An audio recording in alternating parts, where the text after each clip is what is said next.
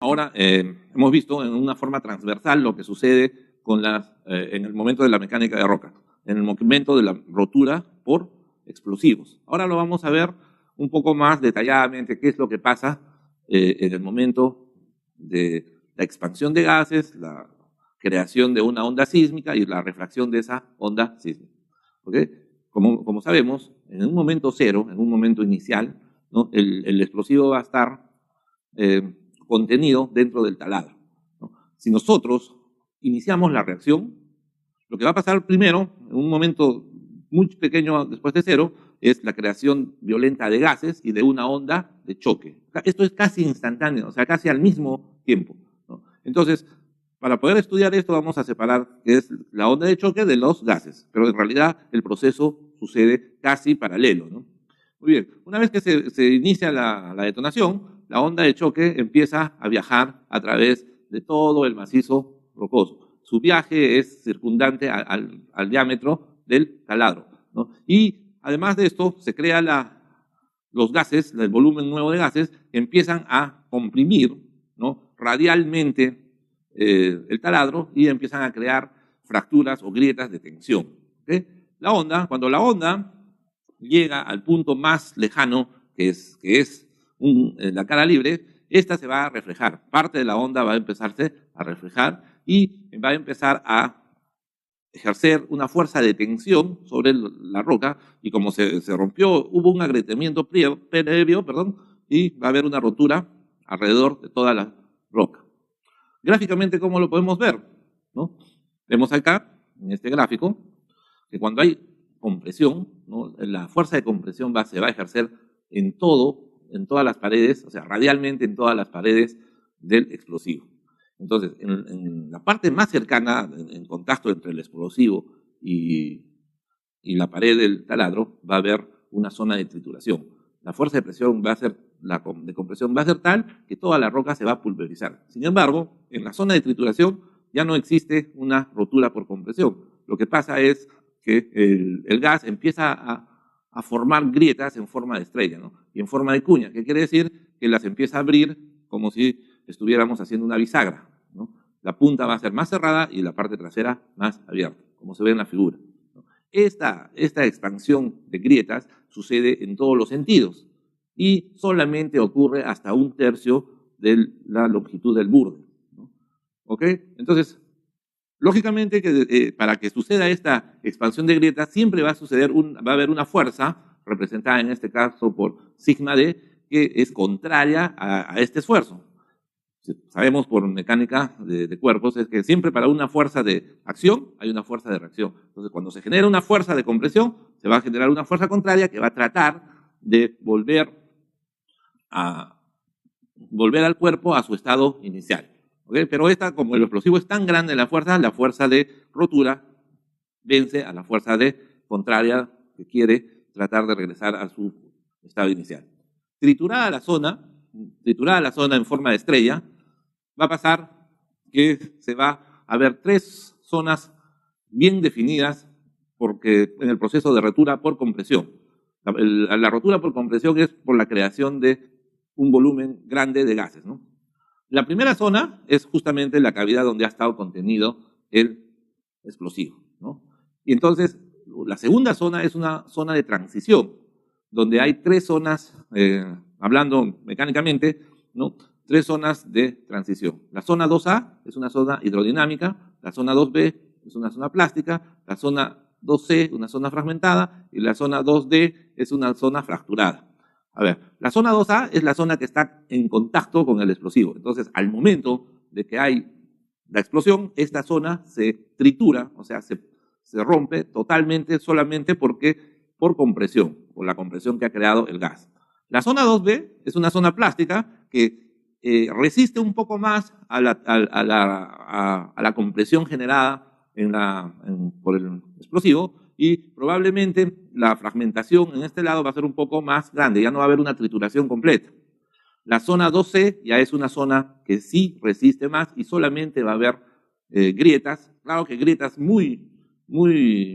una zona muy agrietada o en mucha cantidad, porque ya no va a haber una pulverización de la roca.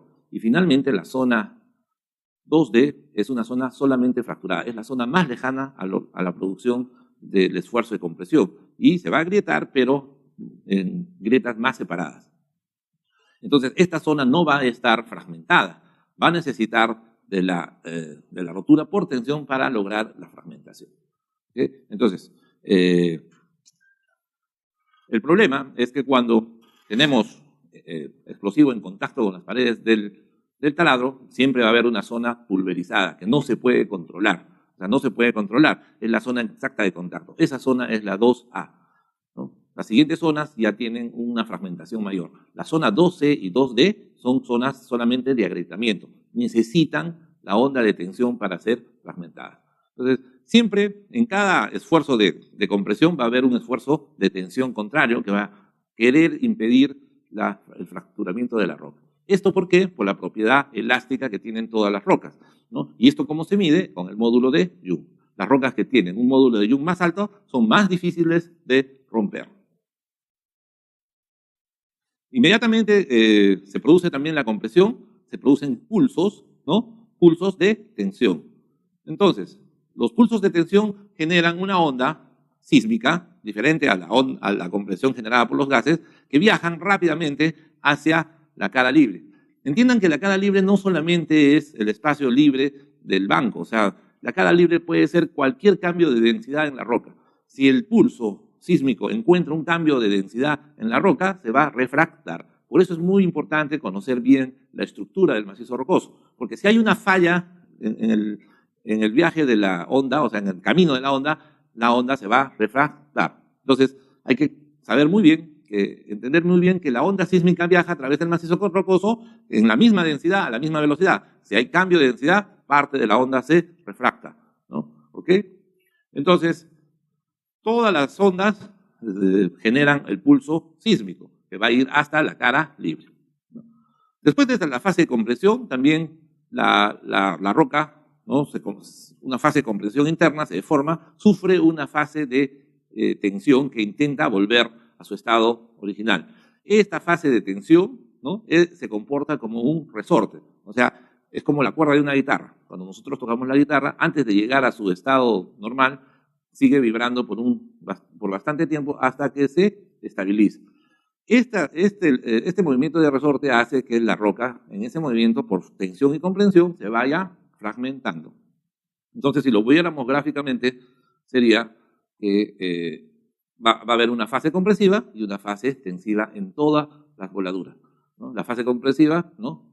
Se inicia la voladura, luego alcanza el máximo de compresión, luego se empieza a relajar la roca, ¿no? Y se inicia una fase de tensión, o sea, de movimiento para llegar a su punto de estabilización, que sería, acá en la gráfica se ven los tiempos. El tiempo 0, ¿no? Es el inicio de la fase compresiva.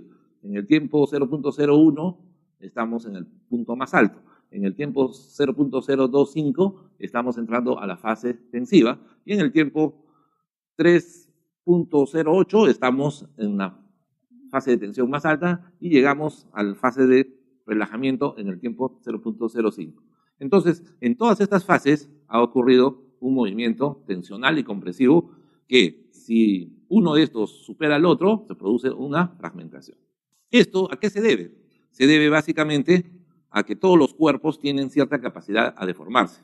Los cuerpos tienen una capacidad de deformarse y esto se manifiesta en el módulo de Young. No existen rocas ni ningún elemento, ningún cuerpo que sea totalmente plástico ni totalmente elástico. Entonces, físicamente todos los cuerpos pueden ser deformados y tienen cierta capacidad de rigidez. El módulo de Young representa la capacidad de rigidez de la roca, ¿no? Al igual que un resorte, la rigidez está representada por la capacidad de deformación y la capacidad de volver a su estado original. Lo que tiene que hacer la voladura para poder fragmentar es vencer esta capacidad de deformación para que se fragmente, se rompa. Debido a que el módulo de Young es el que correlaciona la rigidez de la roca, ¿no?, con la capacidad del explosivo a romperlo, se puede ver que es uno de los factores más importantes a evaluar para el momento de decidir qué explosivo y qué cantidad de explosivo se tiene que aplicar a ciertas rocas. Lo que sucede cuando nosotros queremos volar una roca y fragmentarla, o sea, romperla en pedazos, es que la fase compresiva tiene que ser de mayor velocidad que la fase tensiva. Si vemos en la figura, ¿no? Nosotros iniciamos, al igual que en la anterior, ¿no? En el punto cero nuestra voladura y alcanzamos un pico más alto en el tiempo 0.012. Luego se inicia la fase de descompresión y se inicia la fase de tensión, que se alcanza en un punto 0.04. Sin embargo, si ven la figura, el pico de la fase compresiva es mayor al pico de la fase tensiva. Cuando sucede esto, va a ocurrir fragmentación. ¿Por qué? Porque la fase compresiva ha superado a la fase tensiva. En la figura anterior, cuando las fases tienen el mismo pico, ¿no? No sucede ninguna fragmentación. El cuerpo se deforma y se vuelve a su lugar. En esta figura, el cuerpo se deforma por compresión y ya no puede volver a su lugar, entonces se quiebra. Esa es la explicación avanzada, digamos, de la rotura de roca, ¿no? Esto se explica en términos de vibraciones por la velocidad pico-partícula alcanzada. Sabemos que a mayor velocidad pico-partícula, mayor rotura de roca. Y la velocidad pico-partícula es justamente la fase mayor del pico de cada vibración. En nuestro caso es la parte más alta antes de que la curva gire para regresar al punto inicial. Si vemos bien la figura, en la fase de compresión se alcanza una velocidad pico-partícula mayor que en la fase de tensión. En todo el tiempo que se hace la rotura sucede esto, ¿no? Y por esa razón podemos, mediante vibraciones, determinar el punto de fragmentación de las rocas o el punto de no fragmentación de las rocas. Y básicamente, una voladura de roca, ¿no? Se ve, acá hay una foto de la voladura de roca, que se ve que el momento de fragmentación corresponde al momento de una rotura de una viga. Vamos a ver más adelante la razón de Sveltes, que explica por qué se rompen las rocas como si fueran una viga. En esta foto simplemente vemos lo que se está produciendo con los gases, que se ven algunos puntos donde están escapando los gases, y la onda de tensión. O sea, hace que la voladura en la cara del banco tenga un pandeo tal y que se empiece a fragmentar para luego obtener la pila volada o la pila de escombros. ¿Ok? Entonces, ya hemos entendido en forma general cómo se va a producir esto. Sin embargo, hemos visto que el elemento más importante para saber a qué distancia debe refractar la onda sísmica es el burde, o que también se llama piedra, ¿no? Los españoles básicamente la llaman piedra. Entonces, esa piedra o esa medida de burde, o de distancia mínima a la cara libre, al frente libre, es muy importante de calcular, ¿no? Y el otro elemento geométrico importante de calcular es el espaciamiento. ¿Okay? Entonces, los taladros en voladura tienen que salir uno a uno. ¿Para qué? Para que la voladura del primer taladro cree el nuevo frente libre de los taladros de atrás, o del siguiente taladro, y así sucesivamente. Siempre tiene que este frente libre tener la misma distancia o burde en todos los taladros. Entonces, si esto es así, veamos acá con qué sucede. Una vez que detonamos el explosivo, se crea en la fase más oscura alrededor del taladro, que está con un puntito negro, ¿no? La rotura por compresión. Y las ondas de choque viajan rápidamente hacia el frente libre, pero ya habíamos dicho que el agrietamiento por compresión solo llega a un tercio de la piedra o del burde, o sea, de la distancia entre el centro del taladro hacia el frente libre. Una vez que ocurre esto, el agrietamiento es intenso, pero solamente llega hasta un tercio del burde. Una vez que ha llegado a este punto, empieza a retornar, ¿no?, la onda de choque que llegó al frente libre y empieza a generar un corte por tensión. Si el burden ha sido mal calculado, este corte no se va a dar adecuadamente y probablemente queden pedazos demasiado grandes o sobre tamaños en la voladura. Si el burden ha sido muy pequeño, parte de la energía de compresión va a hacer que las rocas que estén muy cerca al frente libre salgan disparadas y se produzcan fly rock. Entonces, la medida tiene que ser exacta, ¿no?, para que ocurra una fragmentación exacta. Muy bien, reflejada la onda, se generan las fracturas necesarias en la voladura. Sin embargo, en la zona más cercana al explosivo también se genera un anillo de roca pulverizada. ¿Ok? Y la tercera fase es ya la expansión por los gases que han estado contenidos. Una vez que ya pueden liberarse, expanden las rocas y generan lo que se llama la pila volada o muck pile. Este muck pile es muy importante para la siguiente fase. La siguiente fase de la perforación y voladura es el cargueo y acarreo. Entonces el muck pile o pila volada tiene que tener un perfil de acuerdo a la maquinaria que se va a usar en la limpieza de la voladura. Por ejemplo, si vamos a usar palas, ¿no? Palas eléctricas o palas de gran tamaño, el muck pile tiene que tener poco desplazamiento, pero gran altura. Si vamos a usar cargadores frontales, el muck pile se tiene que desplazar mucho, pero baja altura. Entonces, es muy importante en el diseño de la voladura saber cuál va a ser el equipo que va a hacer la limpieza para poder generar una pila alta o una pila muy extendida. En la fase final, ¿no? Los gases ya logran liberarse y empieza a caer lo que es la pila volada. La fragmentación es muy importante porque de esta fragmentación depende el uso de la energía en las otras siguientes fases de la reducción de tamaño. Habíamos dicho que la perforación y voladura básicamente lo que hace es reducir de tamaños infinitos a tamaños deseados la roca para el siguiente proceso que es chancado y moliendo.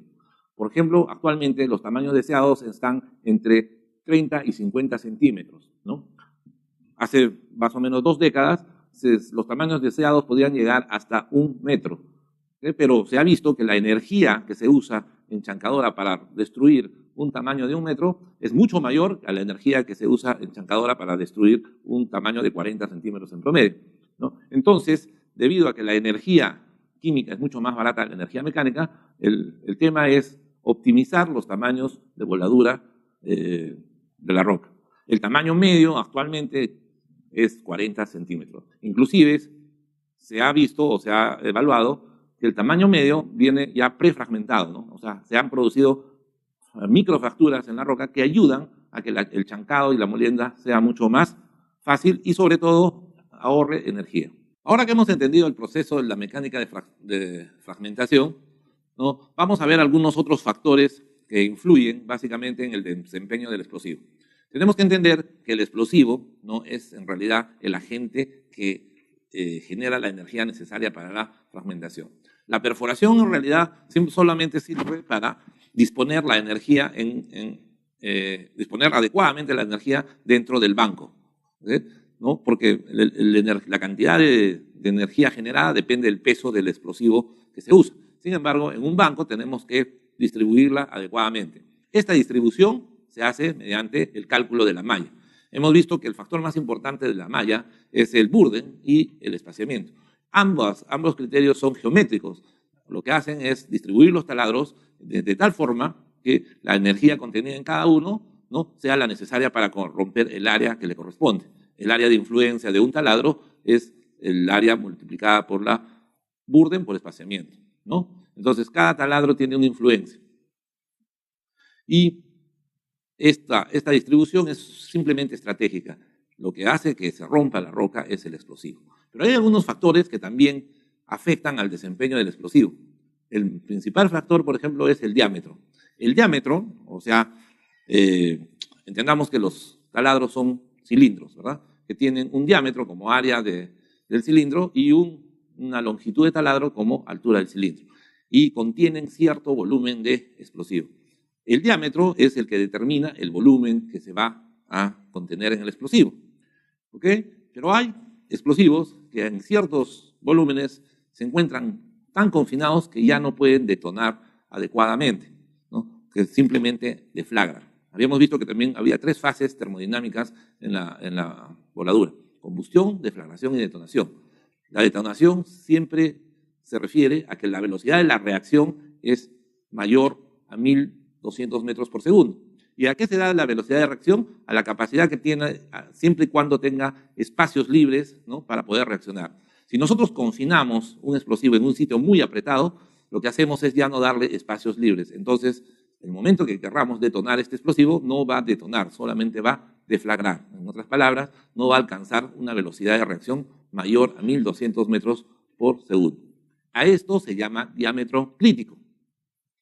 ¿no? Y el diámetro crítico es muy importante entenderlo porque hay personas que piensan que el explosivo detona en cualquier diámetro que usemos.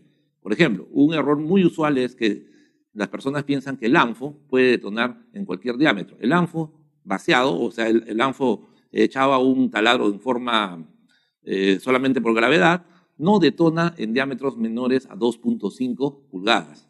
¿Sí? En diámetros menores a 2.5 solamente deflagra. Entonces, cuando nosotros vemos, básicamente en las carreteras o en los trabajos pequeños, que meten ANFO a taladros de 1 pulgada o de menos de 1 pulgada, lo que están haciendo es meter ANFO solamente para que deflagre. La deflagración es una combustión veloz, nada más, pero no produce la onda de choque necesaria para romper la roca. Entonces, todos los explosivos, sean moleculares o sean compuestos, tienen un diámetro crítico. El diámetro crítico es la medida del diámetro por la cual debajo de esa medida ya no detona. Lo que queremos de un explosivo es siempre que detone, ¿no? Y que tenga una reacción lo suficientemente veloz como para generar una onda sísmica también veloz para generar la rotura de acuerdo a lo que hemos visto. En la industria hay explosivos que tienen un diámetro crítico tan pequeño como 100 milímetros y otras que tienen un diámetro crítico tan grande como 2.5 pulgadas, ¿no? Que aproximadamente son 50 milímetros, ¿no? ¿Okay? Entonces, el diámetro crítico básicamente depende de la composición química del explosivo y depende de los espacios libres generados al momento de ingresar el explosivo al taladro, ¿no? Entonces, los explosivos, los altos explosivos, como por ejemplo la silla de plomo o la pentrita, tienen diámetros críticos de 1 milímetro, pero hay explosivos que tienen diámetros críticos de 100 milímetros, como les decía el ANFO, ¿no? Que son 2.5 pulgadas. ¿Okay? Entonces, acá hemos visto que se debe seleccionar adecuadamente los diámetros para el explosivo que vamos a usar, sin no cometer el error de seleccionar el diámetro en función, seleccionar el explosivo en función del diámetro, ¿verdad? No, hay que seleccionar el diámetro en función del explosivo. Si nosotros vamos a usar ANFO, los diámetros tendrán que ser mayores a 2.5. Si nosotros vamos a usar dinamita, de repente los diámetros pueden ser menores a 1 pulgada, ¿no? Y así sucesivamente. Todos los explosivos tienen un diámetro crítico y este diámetro crítico tiene que ser calculado. La sensibilidad, ¿no? Que también es llamada la capacidad del explosivo para reaccionar, también se ve afectada por el diámetro del taladro en el que esté colocado. Los explosivos más sensibles pueden detonar en diámetros pequeños. Los explosivos menos sensibles, como por ejemplo las emulsiones, no detonan en diámetros pequeños, salvo que, por ejemplo, se inyecten a altas presiones. Entonces, el cuadro que les quería mostrar es este. Todos los explosivos industriales tienen un diámetro crítico. Por ejemplo, las dinamitas, tanto la granulada como la gelatinosa, detonan en diámetros menores de 25 milímetros. 25 milímetros es aproximadamente 1 pulgada. ¿Ok? Entonces, no hay problema y detonan en diámetros menores de 25. La emulsión encartuchada, o sea, la sensibilizada en fábrica por microbalones, también puede detonar en diámetros menores de 25. Puede detonar en diámetros menores de 50 y puede detonar en diámetros de entre 25 y 50. O sea, la emulsión sensibilizada en fábrica. ¿Ok? La emulsión granel, o sea, la emulsión producida en mina, ¿no? La que se produce en los camiones, no detona en diámetros menores de 25 milímetros, ¿no? Solamente detona entre 25 a 50 y mayores de 50. ¿Qué quiere decir? Que su diámetro crítico es 2 pulgadas aproximadamente, ¿no? 2 pulgadas. El ANFO neumático. Muy bien, acá hay ustedes podrían pensar que hay una contradicción. Dice, si usted dijo que no detonaban en menos de 2 pulgadas, ¿por qué está marcado en menor de 25 milímetros? Eso se refiere al ANFO neumático. El ANFO neumático quiere decir que ha sido cargada con un cargador automático que lo inyecta al taladro. Lo inyecta con tal presión que la densidad del ANFO sube hasta 1.1, ¿okay? Ya no es la 0.8. El ANFO vaciado es el que nos interesa, ese es el ANFO que normalmente usamos, que es vaciar directamente por gravedad al taladro. Ese sí no detona en un diámetro menor a 2 pulgadas. El ANFO encartuchado tampoco, y el ANFO pesado, mucho peor. El ANFO pesado es la mezcla de emulsión matriz más ANFO, como vamos a ver más adelante. Entonces, la conclusión importante de esta parte es que cada explosivo que se va a usar tiene un diámetro crítico. Y hay que ser muy cuidadosos porque si se usa un explosivo en un diámetro menor al crítico, lo que pasa es que va a combustionar, va a reaccionar, pero inadecuadamente. O sea, no va a producir rotura en la roca. Muchas veces yo he visto en industria, sobre todo civil, de carreteras o de puentes, que perforan 1 pulgada y vacían ANFO, ¿no? Y aparte de eso le ponen como iniciador una dinamita. Y después hacen la voladura y lógicamente la fragmentación es totalmente deficiente. Entonces, lo que pasa es ahí que solamente están quemando ANFO para poder, no están haciendo nada más que quemar ANFO, se están haciendo deflagrar al ANFO, ¿no? Lo único que está actuando en ese taladro es en realidad la dinamita, que es el iniciador, se supone, de la columna explosiva, ¿no? Salvo que inyecten neumáticamente el ANFO, ahí sí la cuestión es diferente. En minería subterránea pequeña también sucede este problema. Vacían ANFO en taladros de 1 pulgada, 1 pulgada y media, y lo que pasa es deflagración. Y mucho peor es si es que vaciarían, o sea, si usarían emulsión. En la emulsión es mucho más difícil de iniciarla, o sea, es un explosivo mucho más insensible, ¿no? Poco sensible. Entonces, la emulsión matriz gasificada a granel tiene que ser iniciada en diámetros mayores a 2 pulgadas, ¿no? Menores a 2 pulgadas, muy difícil de que logren alcanzar las velocidades que alcanza la emulsión. Muy diferente es el uso de emulsión encartuchada, porque esta viene sensibilizada de fábrica, o sea, viene con microbalones, sensibilizada y homogenizada en fábrica. Otro factor importante en el diseño de la malla de perforación y voladura es la geometría de los taladros o hoyos, ¿no? Hemos visto que para contener el explosivo nosotros usamos taladros, hoyos, que básicamente son cilindros que los disponemos dentro del banco de una forma geométrica. Tenemos 2 medidas importantes. Una es el burden, que hemos visto que es la distancia hacia la cara libre, y otra es el espaciamiento, que es la distancia entre los taladros. Entonces, de acuerdo a esto, se podrían dar 3 configuraciones de mallas. La cuadrada, cuando la distancia del burden es igual a la distancia del espaciamiento. La rectangular, cuando la distancia del burden es menor a la distancia del espaciamiento, y una malla escalonada. Veamos cómo se configuran estas mallas en la perforación y veamos cómo actúa el explosivo en estas configuraciones. Lo que nos interesa a nosotros es que la distribución energética del explosivo sea tal que actúe en toda el área. En un cuadrado, multiplicar los 2 lados nos determina el área. Entonces, si tenemos una malla cuadrada y queremos saber cuál es el área de influencia de un taladro, simplemente deberíamos multiplicar el burden por el espaciamiento. Ejemplo, si el burden es 3, el espaciamiento va a ser 3, entonces el área es 9 metros cuadrados, ¿verdad? Ese es el área de influencia. En una malla rectangular, igual, si tenemos un burden 3 y un espaciamiento 6, el área va a ser 12, 18 metros, 3 por 6, 18, ¿no? Ahora, la malla escalonada es una solución al problema de la distribución de energía, como vamos a ver. Muy bien, entonces, el volumen dado por la influencia de cada malla geométrica va a estar en función al explosivo que pongamos dentro de ese taladro, ¿no? Entonces, vamos a suponer que una vez que detona el explosivo, las ondas de refracción que hemos visto, las ondas sísmicas, son alrededor del diámetro que se da, o sea, son en forma circular y concéntrica al diámetro. Por esa razón, vamos a ver que hasta dónde puede alcanzar su influencia energética, ¿no? Energética de estas 3 configuraciones de mallas que hemos planteado: cuadrada, rectangular o escalonada, también llamada triangular. ¿Okay? Entonces, veamos esto gráficamente, ¿no? Acá tenemos una malla cuadrada, que quiere decir que los 4 taladros se han dispuesto considerando que el burden, ¿no?, que es la distancia vertical, es igual al espaciamiento, que es la distancia horizontal. ¿Okay?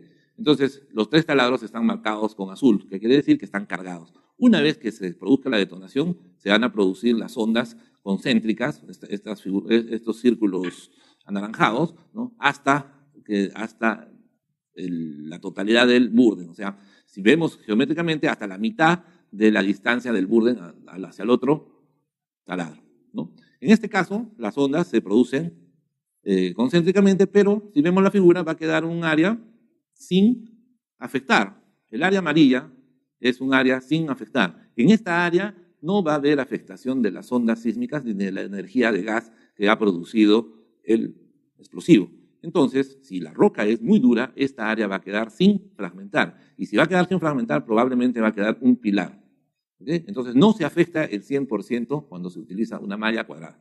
Lógicamente que si la roca es suave o muy suave, probablemente esta área se va a derrumbar, pero no por acción del explosivo, sino por una acción de influencia del movimiento de los taladros, ¿no? Pero el problema se va a ver en los pisos. Si los búrdenes y espaciamientos son amplios, como se hacen en minería superficial, cuando se perforan 12 pulgadas, por ejemplo, se van a ver pisos levantados en el centro de los 4 taladros.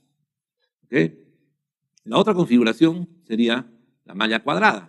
La malla cuadrada, en este caso, donde el burden donde el espaciamiento es 1.5 más grande que el burden, por eso E sobre B es igual a 1.50, ¿no? Igual generamos 4 taladros, marcados con azul, se generan las ondas y también va a haber un área no afectada. Esta área no afectada es menor que en una configuración cuadrada, pero también, si la roca es bastante dura, no va a haber afectación, no va a haber fragmentación. ¿Okay? El área donde más se alcanza la afectación de las ondas es el cuadrado equilátero, ¿no? O sea, pero no se logra completar la afectación. Entonces, ¿qué pasa? Lo que pasa es que en ambas mallas cuadrada y rectangular no se va a afectar el 100% de la roca por voladura. Entonces, lo que se hace es insertar un taladro en las áreas no afectadas. Con esto se logran las configuraciones escalonadas. En la configuración escalonada triangular equilátera, como ven ahora en la figura, en esa parte sí afectamos el 100% del área de influencia. Ven ustedes, las ondas concéntricas afectan el 100%. Con esta malla se logra afectar al 100%. Esta es la malla más recomendada, sobre todo para materiales duros. Sin embargo, yo les recomendaría que la usen en todas las operaciones de mina, porque no afecta a la perforación. Muchas veces se piensa que va a haber más trabajo de perforación, pero eso es mentira porque la perforadora hace su trabajo en líneas. El problema es que las mallas no van a salir cuadradas exactamente, sino como paralelogramos, ¿no? Van a tener los lados inclinados. Entonces, esto más que todo es solamente un problema operativo, ¿no? Igual se puede hacer la limpieza de los bancos, sino que los lados van a ser inclinados. ¿Ok? Entonces, la malla escalonada es la de mayor eficiencia. Se logra abarcar el 100% del área de influencia del taladro, ¿no? Entonces, con esto, la fragmentación mejora bastante. Hay bastantes combinaciones de diseños cuadrados o diseños escalonados, ¿no? ¿De qué dependen? Del coeficiente espacio sobre burden, que es la división entre la longitud del espacio sobre la longitud del burden. Cuando el coeficiente es 1, ¿no? Y hacemos un diseño cuadrado, ¿no? El área que abarcamos en realidad es solamente el 77%. ¿Okay? Entonces, en la malla estrictamente cuadrada, solamente abarcamos el 77%, el 77%, perdón, del área total. Nos queda pendiente 23% por volar. Eso es muy grave si las mallas son de gran dimensión. Por ejemplo, si una malla es de 10 por 10, ¿no? Son 100 metros cuadrados. ¿Ok? 10 por 10, 100 metros. Y nos quedaría 23 metros sin afectar. ¿Ok? Entonces eso es muy grave. Entonces, si hacemos un diseño escalonado, abarcamos el 98.5. En el mismo ejemplo, solamente nos quedaría 1.5 metros sin abarcar. Sin embargo, no se ha abarcado al 100%. ¿Ok? Entonces, pero es mucho menos crítico que 23 metros. El siguiente coeficiente es el 1.15. O sea, ¿qué quiere decir? Que el espaciamiento es 1.15 veces más largo que el burden. En este caso, si el diseño es cuadrado, la situación empeora, porque solamente se afecta el 76% del área. Si son, como les digo, 100 metros de área, entonces vamos a dejar de volar 24 metros.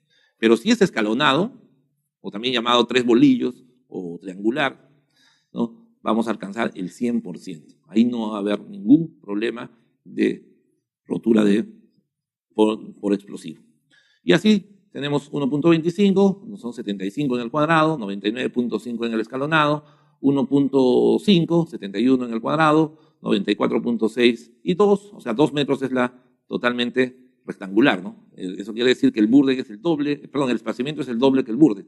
Esa es la condición más terrible para una voladura. Solamente alcanzamos 62%. O sea, nos va a quedar aproximadamente 38 metros sin afectar con explosivo. Y en el diseño escalonado también es la peor condición. Nos va a quedar 13 metros sin afectar con explosivo. Entonces, definitivamente, la malla más conveniente es la escalonada equilátera, que es 1.15.